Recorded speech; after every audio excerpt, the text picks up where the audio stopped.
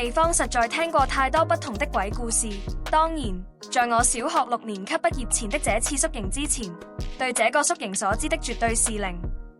當時太細了，有得玩又從未試過，當然好渴望可以參加啦。原先父母不贊成的，佢哋都係比較迷信的人，說什麼那一年我會犯水險，甚至不能搭船，但係我真係好想參加。最後2位都是敵不過我的眼淚攻勢，批准我參加，但是要應承必須要做一件事，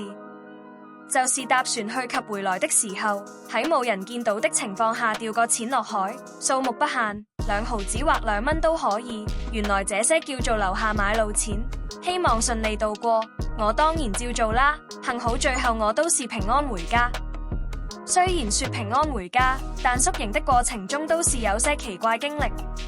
首先到埗之後，第一時間分配屋仔，一間屋仔16個人，每間房2張上下格床，一間房4個人，一共4間房。分配好就自然先入屋選定房同床位。同行有一個嬸嬸係工作人員，跟埋我哋入屋，一入屋好自然見房門就開價啦。我一開其中一間房，我係扭開咗正推開咗少少，個嬸嬸好緊張，從後面衝上嚟就大叫呢間房門唔可以開。我一聽到即刻拉反道門，佢就行到我身邊話唔記得同大家講呢間房係放雜物，係鎖咗開唔到價。我就覺得奇怪，因為明明我係開到，已經推開咗少少，我自然反應之下咪再扭門一次，但係已經扭唔開，無表情的表情。個阿嬸見我再扭就鬧我，表情符好唔開心，話咗呢間房係鎖咗，你仲開？我冇出聲，然後再話呢間房你哋唔好再開，亦唔需要理入面係啲咩，呢2日你哋入其他房睡覺就得啦。其實個心已經驚驚地，當時雖然細，但深知我都幾惹嗰啲嘢，所以我都唔想諗咁多，唔出聲就算。點知個阿嬸走咗之後，成班女仔覺得個阿嬸講啲嘢同埋反應好奇怪，個個都試開道門，我自己都覺奇怪，試開過，但真係同第一次唔同，個門扭係連扭都扭唔到，唔好話可以推開咗少少啦。我唔想講嘢嚇到佢哋，所以都係冇出聲講任何嘢。之後就出去集合，就係介紹有咩玩，廁所喺邊，飯堂喺邊，水房喺邊，跟住自由活動，到食飯時要去飯堂集合。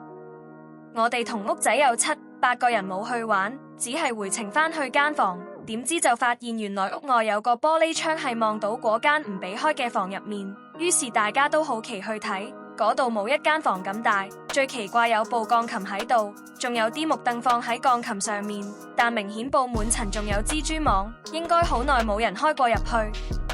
先講間房嘅格局，每間房都一樣，左右兩邊係上下間床，中間就係一個窗。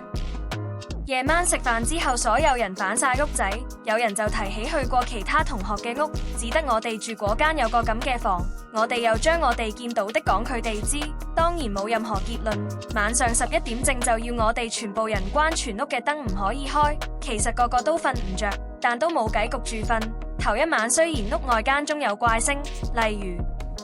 大家都聽到不止一次打爛玻璃樽嘅聲，亦有人聽到有人敲窗嘅聲。喺營地冇見過有狗，但一夜晚間中就會聽到有狗吠聲，大家心入面都驚，只係冇理咁多就過咗第一晚。